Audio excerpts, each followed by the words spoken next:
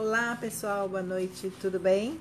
A professora Silvânia Cabiljo aqui trazendo um novo assunto para vocês, né? Quer dizer, um assunto novo para nós, né? Que ainda não foi discutido, mas é um assunto que já cai em vestibular, tudo que são as variedades linguísticas.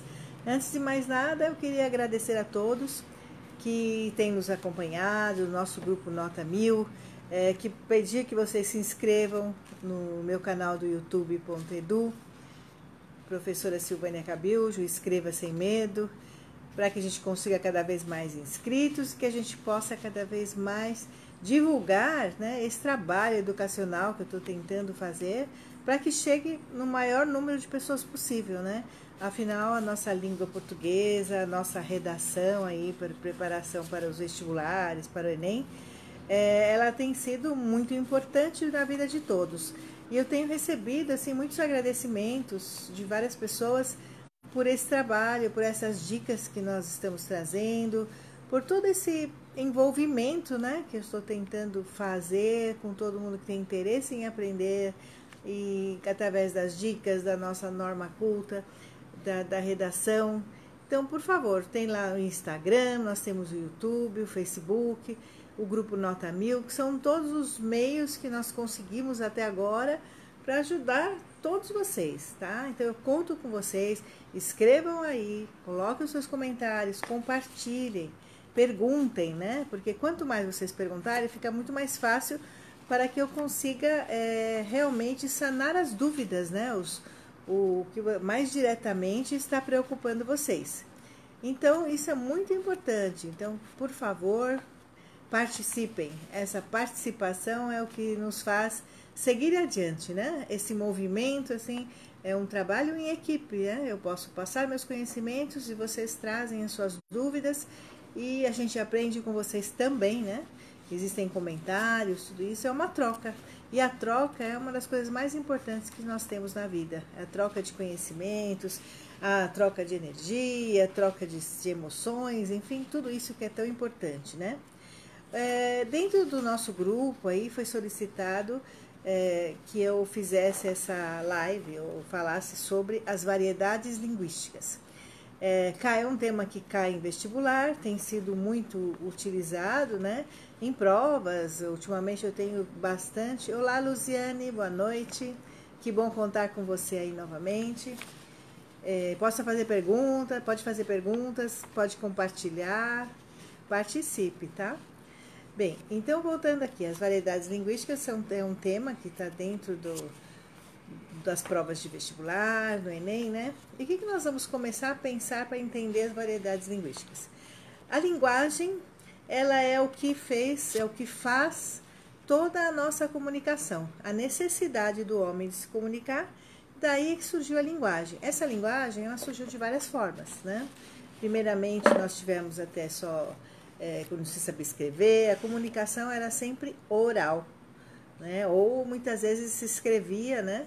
Faziam desenhos nas paredes, nas cavernas, que era também um tipo de comunicação.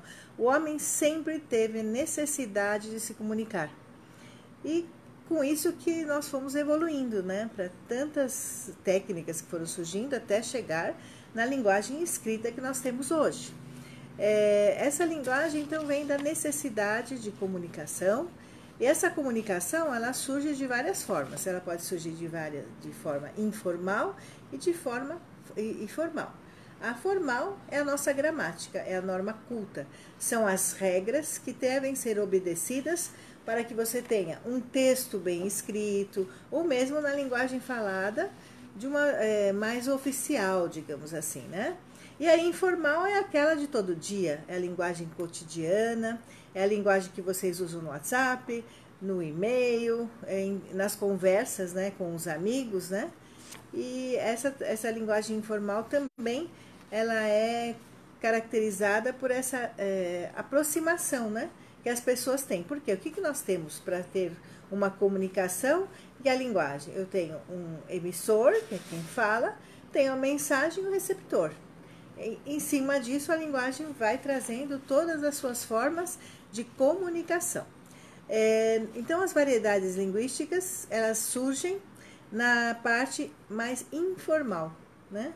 Porque aí eu vou ter de acordo com a região que a pessoa vive, de acordo com a história, de acordo com a classe social, certo? Ou seja, as variedades socioculturais, o nível de educação, né? Aquilo que a pessoa sabe, a região, porque, por exemplo, o Brasil é tão grande, né? No Nordeste nós temos algumas palavras que são diferentes aqui do Sudeste, e por aí vai.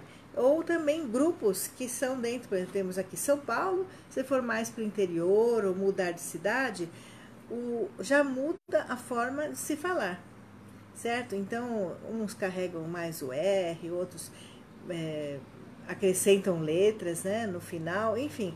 Cada lugar que você vai ter uma fala diferente. A linguagem da comunicação, ela se modifica. E isso é muito importante, né? O que acontecia antigamente é que as falas, por exemplo, de uma pessoa que não é tão letrada, né? Que ela não saiba falar, não teve a oportunidade de ir para a escola. Então, essas pessoas que falam assim, para o nosso conceito da linguagem formal é errado. Antigamente a gente fazia isso, está errado. Hoje não. Isso é característica, é uma variedade linguística daquela pessoa, daquele grupo social ou daquela região. Então, tudo é aceito, tá? Agora, é claro que essa variedade linguística, ela só poderá realmente ser aceita por exemplo, se formos pensar em gêneros textuais, né? Então, na narrativa, porque na narrativa eu posso ter um diálogo e ali eu vou transcrever exatamente como a pessoa fala, né? Na norma culta, ou no texto aí que nós vamos usar para o Enem, por exemplo, que ele é um dissertativo, argumentativo, você não vai poder, que você é obrigatório a usar a norma culta, você deve obedecer às regras da norma culta. Então, que isso fique muito claro. Então, toda essa variedade social, regional, a histórica, né? Esses dialetos que são criados, você não vai poder usar num texto formal. Isso é muito importante. Tanto que você vai ver essa linguagem mais informal em revistas de história em quadrinhos, né? Em poesias. Eu até trouxe aqui hoje uma poesia para ler para vocês, em que ela foi usada. O que eu vou usar? Gírias, jargões, tudo isso vai ficar dentro dessa variedade linguística informal, tá? Os jargões, se vocês não sabem, é aquela linguagem que os médicos usam, os termos próprios de cada profissão. O policial, né? Cada um tem aquelas palavras que estão habituadas, né? São habituais dentro daquele universo, certo? Bom, variações socioculturais eu já falei. E vamos ver aqui, então, um exemplo que eu peguei numa poesia de Oswald de Andrade, tá? Para vocês sentirem como assim é uma poesia bem trabalhada, em que ele usa uma variedade linguística, né? Uma linguagem própria de um lugar, né? De um grupo social, mas que com a riqueza aí da forma como ele colocou, ficou muito interessante. Então vamos lá. Ela se chama Vício na Fala. Para dizerem milho, dizem mio. Para melhor, dizem mió. Para pior, dizem pior. Para telha, dizem teia. Para telhado, dizem telhado. E vão fazendo telhados. Então, vejam bem, ele usou todas as formas, como se uma pessoa estivesse observando a forma como aquele grupo fala. E é muito interessante, né? Em vez de milho, mió. Então, eu tenho aqui, o que eu tenho? Uma variedade linguística que ela está onde? Na parte fonológica, certo? Na maneira como fala. E também na parte do léxico, que é a maneira como se escreve. Em vez de milho, mio. Então, eu tenho uma variação, o marcador dessa variação, a marca que eu tenho aí, dessa variedade, se dá desta forma. Se eu digo telha e teia, é claro que eu estou escrevendo de forma, assim, fora da norma culta, né? Cuidado, que não podemos dizer a palavra erro, palavra errada, não. Porque aqui é uma poesia muito interessante, né? E ele fez um jogo de palavras e depois no final ele disse, e vão fazendo telhados da forma culta. Então, ele trouxe todo o grupo, todo esse trabalho, né, de pesquisa dele, dessas palavras utilizadas num determinado grupo, numa determinada região. E ficou, no meu entender, uma poesia muito rica, né? Então, veja como a variedade linguística, ela mesmo na informalidade, ela foi usada de uma forma muito rica dentro de uma poesia. Outra que nós podemos ver é quando se fala shoppes centes, não se fala shopping center, né? Então vamos lá. Esse daqui, deixa eu ver só que eu não lembro quem foi.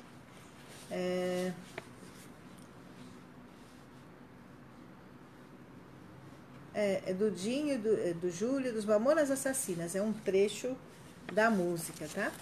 Então, aqui nós vamos ver um outro tipo de variedade linguística. Vamos lá. Eu di um beijo nela. Quer dizer, eu dei um beijo nela. Aqui eu tenho um outro... Vamos caracterizar assim, como um problema que eu tenho que verificar. É eu dei e está escrito eu di. Então, aqui eu tenho um erro de escrita, né? Então, é no léxico. E também na concordância. Então, eu tenho uma sintática, na parte sintática também, porque eu devo concordar o sujeito com a conjugação do verbo, tá? Então, isso tudo nós temos que observar, né? Então, na música seria isso. Eu dei um beijo nela, chamei pra passear. A gente fomos no shopping. A gente fomos. Outro erro aqui de concordância, né? Erro não. Uma variedade trabalhada aí da linguística. Isso aqui é também da parte da sintaxe, certo? Porque é um erro de concordância. Pra mode a gente lanchar. Pra moda, quer dizer, eu sei, com o intuito de lancharmos, a gente lanchar, de novo, né? Comi uns bichos estranhos. Se é ou um bicho estranho ou uns bichos estranhos. Tudo tem de concordar pela norma culta. Então, aqui nós temos essa variedade linguística também de uma forma rica, bem utilizada para mostrar como as pessoas falam. E a gente consegue entender, né? Até que tava gostoso. Tava é como se usa aí no WhatsApp, vocês falam, eu tava, eu tô aqui, né? Quando deveria o verbo estar, estou, né? Quanta gente, quanta alegria, minha felicidade é um crediário das Casas Bahia. Aqui já não tem uma forma popular, né? E só quem conhece Casas Bahia que vai entender o que ele quis dizer aqui, né? Esse tal Shopping Centes é muito legalzinho. E aí, continuando, para levar a namorada e dar uns rolezinhos. Isso aqui é um termo que é usado num determinado grupo, né? Dentro do pessoal que vai fazer rolê em shopping, dos jovens, né? É uma turma que faz esse tipo de passeio, que hoje já virou rolezinho. Quando estou no trabalho, não vejo a hora de descer dos andaimes. Dos andaimes, né? Para pegar um cinema, ver Schwarzenegger e também o Van Damme. Então, é uma música do CD dos Mamonas Assassinas de 1995. Então, vejam aqui também tem uma riqueza aqui, né, nesse uso da variação linguística que ela pode ocorrer. E ela ficou assim bem clara. Então, nós vimos que existe, ela tem que ser aceita por grupos, a variação pode ser histórica, né? Ela pode ser social e ela pode ser no nível educacional também, certo? É importante que vocês saibam isso.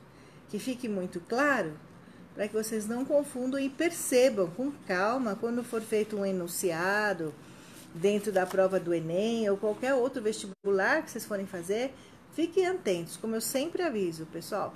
Às vezes tem uma palavrinha numa das alternativas, elas são muito parecidas e a palavra-chave é que vai te dar a resposta correta. Então, muito cuidado, prestem atenção. Algumas pessoas têm mandado questões de vestibular, de concurso, e eu mostro sempre isso, tá? Que é importante você ficar atento aos pequenos detalhes. Então, assim, não se aflijam. Vocês já sabem hoje o que é uma variedade linguística. Vamos buscar mais exemplos e tentar identificar, tá?